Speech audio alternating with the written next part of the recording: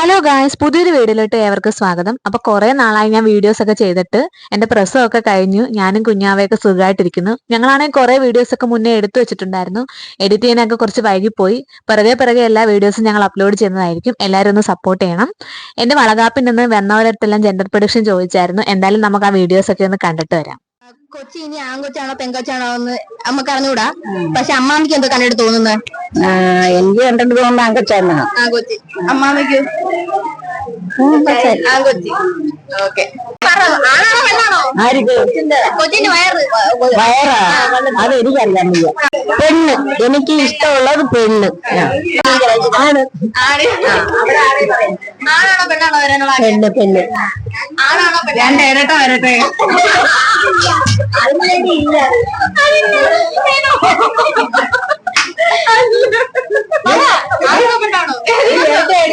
ആണിന് വേണം പെണ്ണിന് വേണോ? ദൈവം കൊടുക്കുന്നത് മേടിച്ചോട്ടോ അവര്. ഏതാ ആന്റിക്ക് ഇഷ്ടം? ഏതായിരിക്കും ആന്റിക്ക് തോന്നുന്നത്? ആരായാലും സ്വീകരിക്കുക. ആദ്യത്തെ കുഞ്ഞ് ആണാണെന്നാണ്. കണ്ടിട്ട് വയറുണ്ടോ തോന്നുന്നത്? ആണാണോ പെണ്ണ്? ശരി, പോന്ന മുമ്പ് boy or girl. Girl. Okay. Boy or girl. Girl ആയിരിക്കും. Boy or girl.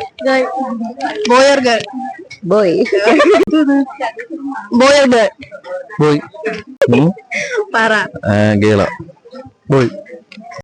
Boy or girl. Boy. Boy. Boy or girl. Girl. Girl. Girl. Okay. Boy. Okay.